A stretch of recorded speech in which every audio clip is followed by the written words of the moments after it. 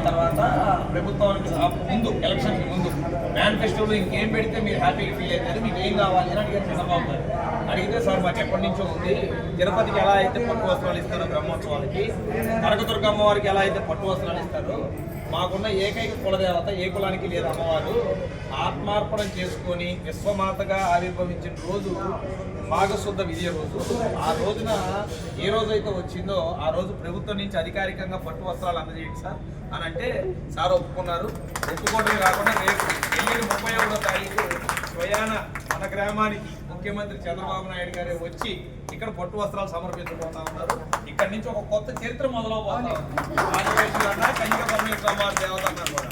So అందరూ కూడా ఇది గుర్తుపెట్టుకొని ముందుకు తీసుకెళ్తే అందరం బాగుంటారు. ఇదంతా రాకేష్ గారు చేసిందే. చాలా సంతోషం. కోరికలు అడిగే వాళ్ళు చాలా మంది ఉంటారు, కానీ ఒప్పుకోవాలి. నేను అడిగాను, అది పెద్ద హృదయంతో ఒప్పుకుని చంద్రబాబు నాయుడు గారు, లోకేష్ గారు, పవన్ కళ్యాణ్ గారు అసెంబ్లీలో కూడా మాట్లాడారు. దీని గురించి అసెంబ్లీలో మాట్లాడారు, కేబినెట్ లో మాట్లాడారు, జీవో ఇచ్చారు. ఇప్పుడు ఉన్న పరంగా 4 రోజుల నుంచి జిల్లాలో అధికారులు, రాష్ట్రంలో జనం, టీవీ ఛానల్స్ అన్నింటినీ చూస్తున్నాయి.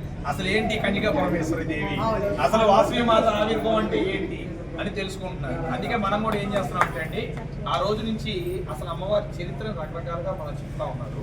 అమ్మవారి చరిత్ర తెలియడానికి బాబు గారితో కూడా చెప్పాము. ప్రభుత్వం తరఫున ఆర్యవేశ కార్పొరేషన్ చైర్మన్గా మనం ఉన్నాం కాబట్టి అమ్మవారి చరిత్రను కూడా ఒక వీడియో రిలీజ్ చేస్తాం.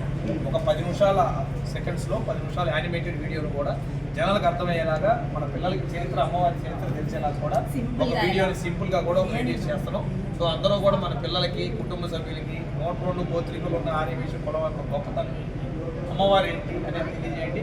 చంద్రబాబు నాయుడు గారు రేపు అడుగు పెట్టిన దగ్గర నుంచి దీని సిస్టమ్ అంతా మారిపోద్దని మరోసారి చెప్తాము.